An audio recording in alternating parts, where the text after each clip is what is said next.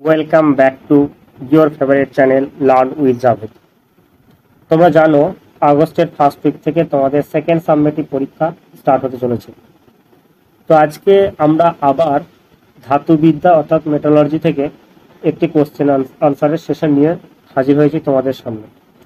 এর আগে আমরা ইনঅর্গানিক কেমিস্ট্রি, যেটা ল্যাবরেটরি প্রিপারেশন গ্যাসের যে চ্যাপ্টারটা ছিল, সেখান থেকে আমরা কোশ্চেন আনসার ডিসকাস করেছি, প্রায় 30টা কোশ্চেন ডিসকাস করেছি। আজকের ক্লাসেও আমরা এই চ্যাপ্টার থেকে 36টা কোশ্চেন রেখেছি। মাত্র 15 থেকে 20 মিনিটসের মধ্যে তোমরা এই চ্যাপ্টারের কমপ্লিট রিভিশন করতে পারবে। ভিডিওটাকে তোমরা অবশ্যই প্রথম থেকে শেষ পর্যন্ত দেখো। ভিডিওটা ভালো লাগলে লাইক, শেয়ার এবং কমেন্ট করবে।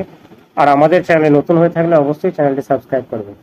তো চলো আজকের প্রথম প্রশ্নে আমরা চলে আসি। প্রথম প্রশ্নে বলা হচ্ছে মরচে পড়া একটি মৃদু দহন প্রক্রিয়া। ঠিক আছে, এটা অবশ্যই একটা দহন প্রক্রিয়া, কিন্তু এটা কিন্তু খুবই মৃদু, তো সেই জন্য এটাকে আমরা বলছি সত্য। তারপরে কি আছে দেখো, তারপর আছে মরচে ধরা রোধ করার উপায় লেখো। দেখো মরচে যে সংকেতটা সেটা কি বলতো, সেটা হচ্ছে Fe2O3XH2O। এটা হচ্ছে মরচের সংকেত। তো মরচে ধরে তার কারণ হচ্ছে কি বাতাসের জলীয় বাষ্প, ঠিক আছে, উষ্ণতার বৃদ্ধি, এবং যে সমস্ত জায়গাতে তোমার অ্যাসিড বৃষ্টি হয় সেই সমস্ত জায়গাতে যদি লৌহ দ্রব্যকে যদি খোলা বায়ুতে রেখে দেওয়া হয় তাহলে কিন্তু মরচে পড়ে। তো মরচে পড়ার থেকে যদি আমরা রোধ করতে পারি, কিভাবে করি? প্রথমত হচ্ছে লোহার উপর যদি জিঙ্কের যে প্রলেপ দেওয়া হয়, যেটাকে আমরা গ্যালভানাইজেশন বলছি, জিঙ্ক, নিকেল, ক্রোমিয়াম ইত্যাদি যদি প্রলেপ দিয়ে দিই, বা লোহার উপর আলকাতরা বা কোনো তেল জাতীয় রঙের যদি প্রলেপ দিয়ে দেওয়া হয়, তাহলে কিন্তু সেখানে মরচে পড়বে না, মরচে পড়া ওখান থেকে রোধ করা যায়। প্রকৃতিতে মুক্ত অবস্থায় পাওয়া যায় না এমন দুটি ধাতুর নাম লেখো। ভেরি ভেরি ইম্পর্টেন্ট কোশ্চেন এটা। এগুলো কিন্তু প্রকৃতিতে মুক্ত অবস্থায় আমরা 100% পাই না। সেটা হচ্ছে সোডিয়াম, আর একটা হচ্ছে পটাশিয়াম। সোডিয়াম কিন্তু খুবই নরম একটি ধাতু। তারপরে চলে আসি, দেখো তারপর আসছে ফ্লোরাইড। শুধু নরম নয়, সোডিয়াম কিন্তু খুবই রিয়াক্টিভ। ঠিক আছে, একে কিন্তু বাতাসে খোলাভাবে রাখাও যায় না, একে কেরোসিন মধ্যে ডুবিয়ে রাখা হয় সোডিয়ামকে। ফ্লোরাইড যুক্ত অ্যালুমিনিয়ামের আকরিকের নাম কি? দেখো অ্যালুমিনিয়ামের আকরিক তো আছে, অ্যালুমিনিয়ামের আকরিক হচ্ছে বক্সাইট। ঠিক আছে, বক্সাইট আছে আকরিক অ্যালুমিনিয়ামের। কিন্তু এখানে কোশ্চেনটাকে ভালো করে খেয়াল করে যদি তোমরা দেখো যে অ্যালুমিনিয়ামের আকরিক হচ্ছে কি যেটার মধ্যে ফ্লোরাইড আছে, তাহলে সেটা হচ্ছে তোমার ক্রায়োলাইট। এছাড়া তোমরা জানো অ্যালুমিনিয়ামের আরেকটা আকরিক আছে যেটার নাম হচ্ছে গিবসাইট। গিবসাইটের সংকেতটাও কি, সেটা হচ্ছে তোমার Al2O3 আর 3H2O। এটা হচ্ছে তোমার অ্যালুমিনিয়ামের আকরিক গিবসাইট। আর এছাড়া কি আছে, বক্সাইট আছে। বক্সাইটটাও Al2O3 হয়, বক্সাইটের মধ্যে আমরা জানি 2H2O। ঠিক আছে, আর ক্রায়োলাইটটা হচ্ছে তোমার এখানে ফ্লোরাইড থাকে সরি। ওকে, তারপরে চলে আসো দেখো, তারপরে প্রশ্নে আমরা চলে আসছি। পরের প্রশ্ন কি বলেছে দেখো, কোশ্চেন নাম্বার 5-এ কি বলেছে, ইলেকট্রন সংকর ধাতুটি কি দিয়ে গঠিত? ইলেকট্রন যে সংকর ধাতুটা আছে এটাও কিন্তু একটা ইম্পর্টেন্ট কোশ্চেনের মধ্যে পড়ে। ইলেকট্রনের মধ্যে কি থাকে, সেটা হচ্ছে ম্যাগনেসিয়াম থাকে সব থেকে বেশি 95%, আর হচ্ছে জিঙ্ক, সেটা হচ্ছে 5%। ঠিক আছে, চলো তারপরে, এবং তোমরা অবশ্যই প্রত্যেকের কমেন্ট বক্সে বলো তো যে ইলেকট্রন যে সংকর ধাতুটা আছে সেটা কোথায় ব্যবহৃত হয়। তারপরে দেখো সালফাইড যুক্ত আয়রনের আকরিকের নাম কি? দেখো আয়রনের যে আকরিকগুলো আছে সেগুলো কি আছে, যেমন হচ্ছে রেড হেমাটাইট আছে, যেমন হচ্ছে Fe2O3। কিন্তু এমন একটা আকরিকের নাম বলো যার মধ্যে সালফাইড আছে, সালফার আছে, তার নাম হচ্ছে আয়রন পাইরাইটিস, FeS2। ঠিক আছে, এছাড়া আছে ম্যাগনেটাইট আছে, ম্যাগনেটাইট হচ্ছে Fe3O4। এটা হচ্ছে তোমার আয়রনের আকরিক। বেশ, তারপরে চলে আসছি, চ্যালকোপাইরাইটিস কোন ধাতুর আকরিক? সেটা হচ্ছে কপারের। ঠিক আছে, ওকে। এছাড়া আরেকটা আকরিকের নাম কি বলতো, কপার গ্ল্যান্স, Cu2S। তোমরা অবশ্যই প্রত্যেকটা ধাতুর দুটো করে আকরিকের নাম কিন্তু অবশ্যই পড়বে। এছাড়া আছে কিউপ্রাইট, Cu2O আছে, এরাও কিন্তু তোমার হচ্ছে কি কপারের আকরিক। তারপরে চলে আসে থার্মিট পদ্ধতির একটি ব্যবহার। এটা হচ্ছে রেল লাইন, ট্রাম লাইন, বড় মেশিন বা জাহাজের ভগ্ন অংশ মেরামত করতে আমরা থার্মিট পদ্ধতি ব্যবহার করে থাকি। আচ্ছা, তোমরা প্রত্যেকে বলো তো যে থার্মিট পদ্ধতিতে কোন কোন ধাতুকে আমরা নিষ্কাশন করতে পারি এটা কিন্তু একটা পদ্ধতি, যে পদ্ধতির সাহায্যে আমরা আকরিক থেকে ধাতু নিষ্কাশন করি। মেনলি আমরা তিনটে ধাতুকে নিষ্কাশন করতে পারি, আয়রন, আর একটা হচ্ছে ক্রোমিয়াম, আর একটা হচ্ছে ম্যাঙ্গানিজ। এই তিনটে ধাতুকে আমরা এই থার্মিট পদ্ধতিতে নিষ্কাশন করে থাকি। চলো তারপরে চলে আসি, তারপরে প্রশ্নে কি আছে দেখো। তারপরে প্রশ্ন এখানে বলা হচ্ছে তড়িৎ বিজারণ পদ্ধতিতে নিষ্কাশন করা হয় এমন একটি ধাতুর নাম বলো। তড়িৎ বিজারণ পদ্ধতি, ঠিক আছে। তড়িৎ বিজারণ পদ্ধতিতে আমরা প্রথমত হচ্ছে যেগুলো হচ্ছে ইলেকট্রো পজিটিভ ধাতু, যেগুলো তীব্র তড়িৎ ধনাত্মক ধর্ম, যেগুলো যেমন হচ্ছে সোডিয়াম, পটাশিয়াম, অ্যালুমিনিয়াম, এগুলোকে আমরা ইলেকট্রোলাইসিস পদ্ধতিতে আমরা এই সমস্ত ধাতুগুলোকে তোমার নিষ্কাশন করি তাদের যে ধাতব যে সল্ট আছে সেই সল্ট থেকে। তারপরে বলেছে দেখো গান মেটালের উপাদান কি কি। গান মেটাল দেখো সংকর ধাতু থেকে, প্রত্যেকটা সংকর ধাতুর মধ্যে কি কি আছে সেগুলো আমাদের অবশ্যই জানতে হবে। গান মেটালের দেখো প্রধান উপাদান কি আছে, দেখো গান মেটালের মধ্যে রয়েছে কপার আছে, তারপরে দেখো জিঙ্ক আছে, আর হচ্ছে টিন আছে। কপার, জিঙ্ক, টিন আছে তোমার গান মেটালের মধ্যে। আচ্ছা, এছাড়াও সামান্য পরিমাণে লেড পাওয়া যায়, পিবি থাকে প্রায় 1% কাছাকাছি থাকে পিবি, লেড পাওয়া যায়। এটা বন্দুকের যে ভাল্ব যন্ত্রপাতি এগুলো তৈরি করতে তোমার গান মেটাল ইউজ করে। গান বুঝতে পারছো, বন্দুক তৈরিতে ব্যবহৃত হবে। তারপরে দেখো ছাপার ব্লক নির্মাণে কোন ধাতু ব্যবহার করা হয়। ছাপার যে ব্লক, সেই ব্লকটা নির্মাণ করতে দস্তা বা জিঙ্ক ব্যবহার করা হয়ে থাকে, ঠিক আছে। তো চলো এখানে আমরা জিঙ্কের একটা আকরিকের নাম জেনে নিই, সেটা হচ্ছে কি ZnS, যেটা নাম হচ্ছে কি তোমার জিঙ্ক ব্লেন্ড। আর একটা হচ্ছে ZnCO3, যেটাকে আমরা বলছি ক্যালামাইন। এই দুটো হচ্ছে কি তোমার জিঙ্কের আকরিক। এছাড়া আছে জিঙ্কাইট, ZnO। তারপরে চলে আসি, তামার উপর যে সবুজ রঙের আস্তরণ পড়ে তার নাম ও সংকেত লেখো। তামার উপরে যে সবুজ রঙের আস্তরণ পড়ে তার নাম হচ্ছে বেসিক কপার কার্বনেট। এর সংকেত হচ্ছে CuCO3 CuOH2, ঠিক আছে। এটার নাম হচ্ছে বেসিক কপার কার্বনেট। চলো তারপরে প্রশ্নে চলে আসি। এখানে কি বলেছে দেখো, এখানে বলেছে দেখো থার্মিট পদ্ধতিতে লোহা নিষ্কাশনের রাসায়নিক বিক্রিয়াটি লেখো। এই দেখো Fe2O3 প্লাস Al, তাহলে থার্মিট পদ্ধতিতে কি হয় তোমার একটা, ওই যে বললাম আয়রন, ক্রোমিয়াম এবং হচ্ছে তোমার আর কি বললাম গো, আয়রন আছে, ক্রোমিয়াম আছে, আর হচ্ছে তোমার ম্যাঙ্গানিজ। এই তিনটে ধাতুর যে অক্সাইড, সেই অক্সাইডের সাথে অ্যালুমিনিয়ামকে মেশানো হবে, দিয়ে তাদেরকে উত্তপ্ত করা হয়। টেম্পারেচারটা প্রায় 2000 ডিগ্রি সেন্টিগ্রেড টেম্পারেচার দেওয়া হয়, তবে কিন্তু এটা তৈরি হয়। আয়রন আসছে আর হচ্ছে Al2O3 অ্যালুমিনিয়াম অক্সাইড তৈরি হবে, ঠিক আছে। তারপরে চলে আসি সক্রিয়তা সারিতে সবচেয়ে সক্রিয় ধাতুর নামটা কি।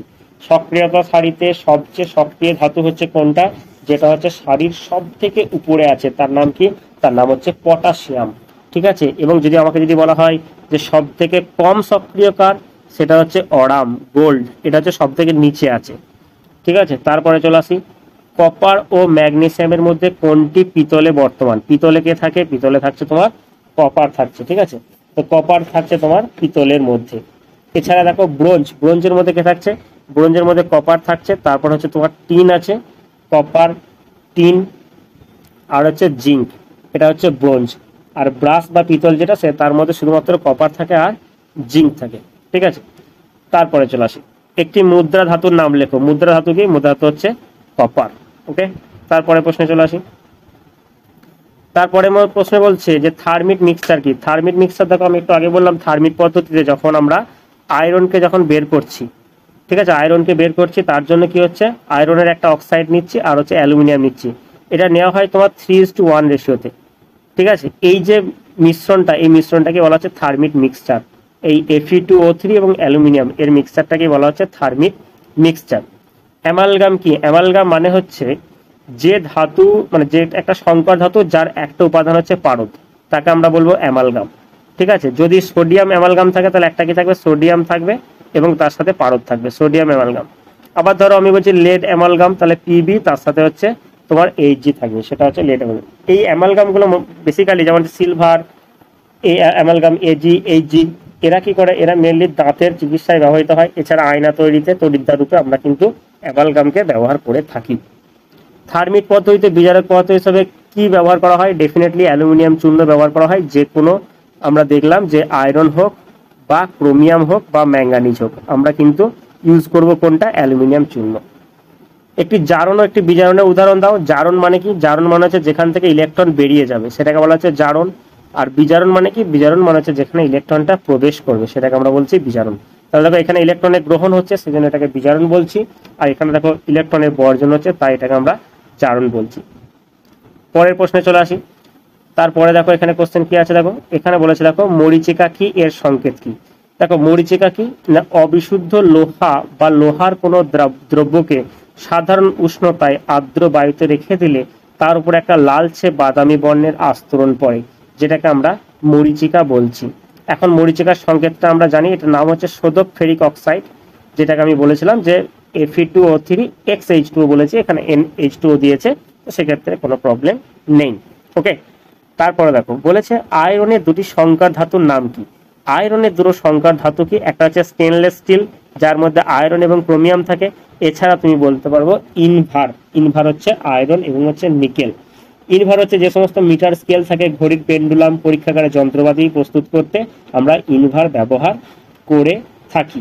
এছাড়া তোমরা ম্যাঙ্গানিজ স্টিল বলতে পারো, যেখানে আয়রন আর ম্যাঙ্গানিজ থাকে। স্টেনলেস স্টিল তো ডেফিনেটলি তোমার আয়রনের দুটো সংকর ধাতু।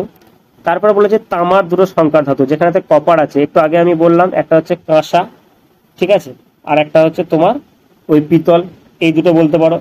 তাহলে তোমার ব্রোঞ্জ বলতে পারো, ব্রোঞ্জের মধ্যে থাকে তোমার কি কপার থাকছে, তারপর হচ্ছে তোমার টিন থাকছে আর জিঙ্ক থাকছে। ওকে, তারপরে প্রশ্নে চলে আসে।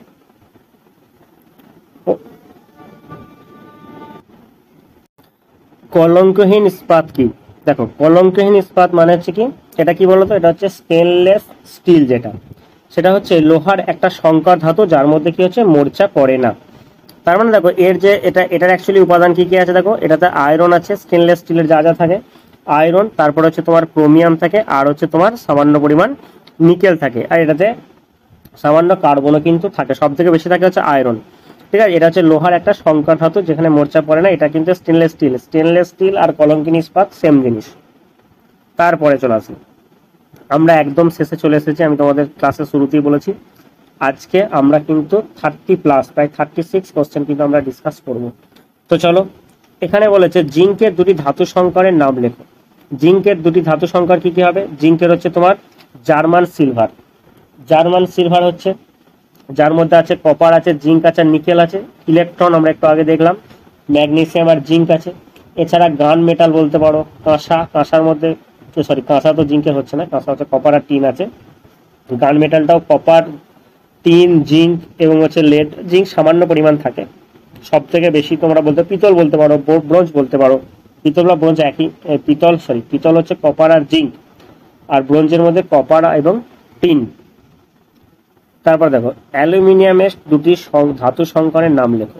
অ্যালুমিনিয়াম হচ্ছে কি ডুরালুমিন আর হচ্ছে ম্যাগনেলিয়াম। ডুরালিয়ামের মধ্যে কি কে থাকে? Aluminium, copper, magnesium, manganese. ম্যাগনেলিয়ামের মধ্যে অ্যালুমিনিয়াম আর হচ্ছে ম্যাগনেসিয়াম। এই ডুরালুমিন এবং ম্যাগনেলিয়াম এই দুটোই কিন্তু ইউজ হয় বিমানের কাঠামো এবং যন্ত্রাংশ তৈরি করতে। ঠিক আছে, অ্যালুমিনিয়াম ও লোহার মধ্যে কোনটির ভারতে সমৃদ্ধ? সব থেকে বেশি কোনটা পাওয়া যায়? সেটা হচ্ছে কি, সেটা হচ্ছে লোহা, আয়রন। কাঁসার একটি ব্যবহার লেখো। যেমন ঘন্টা, মূর্তি, বাসনপত্র প্রস্তুতিতে আমরা ব্যবহার করে থাকি। এই অ্যালুমিনিয়ামের দুটি সংকর ধাতু কিন্তু ইম্পর্টেন্ট। ঠিক আছে, ডুরালুমিনের উপাদানগুলো এবং ডুরালুমিনের ব্যবহার ভেরি ভেরি ইম্পর্টেন্ট। চলো তারপরে চলে আস। দেখো প্রত্যেকটা ধাতু কতগুলো করে সংকর ধাতু এবং তাদের উপাদান অবশ্যই তোমরা কিন্তু পড়বে। ব্রোঞ্জের একটি ব্যবহার লেখো। ব্রোঞ্জের হচ্ছে কি, একই রকম ভাবে মুদ্রা, মূর্তি, বাসনপত্র, যন্ত্রাংশ প্রস্তুতিতে ব্যবহার করা হবে। জার্মান সিলভারের একটি ব্যবহার বাসন, ফুলদানি, শৌখিন দ্রব্য এটা প্রস্তুত করতে ব্যবহার করা হয়। জার্মান সিলভারতে কি থাকে? কপার থাকে, জিঙ্ক থাকে, আর হচ্ছে তোমার নিকেল থাকে। তারপর দেখো ডুরালুমিনের একটি ব্যবহার বিমান, মোটর গাড়ি যন্ত্রাংশ, যেটা আমি একটু অলরেডি আগেই বলে দিয়েছি। আলোকবাজি প্রস্তুতিতে কোন ধাতু ব্যবহৃত করা হয়? এটা হচ্ছে ম্যাগনেসিয়াম ব্যবহার করা হয়। ঠিক আছে, তারপরে চলে আসি, আমরা একদম শেষে চলে এসেছি, আর মাত্র আমাদের কাছে 4টে কোশ্চেন আছে। দেখো থার্মিক পদ্ধতিতে যে ধাতু নিষ্কাশন করা হয় তার নাম বলেছি, আমি অনেক আগেও ডিসকাস করেছি, আয়রন, ক্রোমিয়াম এবং ম্যাঙ্গানিজ। কার্বন জারণ পদ্ধতিতে নিষ্কাশিত হয় এমন দুটি ধাতুর নাম কি? জিঙ্ক আর হচ্ছে কপার। ঠিক আছে, কার্বন জারণ পদ্ধতিতে কি হয়? জিঙ্ক এবং কপারকে আমরা নিষ্কাশন করতে পারি। যেমন একটা জিঙ্ক কিভাবে করি, ধরো জিঙ্কের একটা অক্সাইড নিচ্ছি ZnO, তার সাথে কার্বন কি করছি, তাহলে কি হবে এটা, এটা হবে Zn প্লাস CO। ঠিক আছে, এটা কার্বন মনোক্সাইড গ্যাস ফরমেশন করবে। এটা হচ্ছে তোমার জিঙ্ককে আমরা কি করতে হবে, জিঙ্ক আর কপার। মোর্চা পড়ার শর্ত কি, বায়ুতে উপস্থিত জলীয় বাষ্প আর অক্সিজেনের পরিমাণ। কোন ধরনের লোহাতে মোর্চা পড়ে না, সেটা হচ্ছে বিশুদ্ধ লোহাতে কিন্তু মোর্চা পড়ে না। ঠিক আছে, তাহলে দেখো আজকে আমরা টোটাল 36 কোশ্চেন করলাম। অনেক কোশ্চেন কিন্তু রিপিটেশন আছে, তাছাড়াও আমি প্রথমের দিকে যে কোশ্চেনগুলো ছিল সেগুলোতে অলরেডি আমি, শেষের দিকে যে কোশ্চেনগুলো ছিল সেগুলোকে আমি কিন্তু আবার রিপিট করে বলে দিলাম। কি হলো বলো তো, এই চ্যাপ্টারটা তোমরা একটা কমপ্লিট রিভিশন পেলে। এইরকম ভাবে আমি তোমাদের সেকেন্ড সাবমিটিভ পরীক্ষার আগে যে সমস্ত চ্যাপ্টারগুলো তোমাদের সেকেন্ড সাবমিটিভে আছে, আমি প্রত্যেকটা চ্যাপ্টার এরকম ভাবে 30-40টা করে কোশ্চেন আনসার আমি ডিসকাস করে দেবো। তোমরা অবশ্যই এই চ্যানেলটি ফলো করো, এবং এছাড়া যে সমস্ত কনসেপ্টের ক্লাসগুলো হয়েছে চ্যাপ্টার ওয়াইজ, সেই ক্লাসগুলো কিন্তু অবশ্যই করবে, কারণ ওইগুলো কিন্তু আসল, ওইগুলো যদি তোমরা করে থাকো ওখান থেকে কিন্তু এগুলো প্র্যাকটিস। তাহলে ওইগুলো হচ্ছে কনসেপ্টের ক্লাস, এগুলো হচ্ছে প্র্যাকটিসের ক্লাস। চলো, তোমাদের সাথে দেখা হচ্ছে নেক্সট ক্লাসে।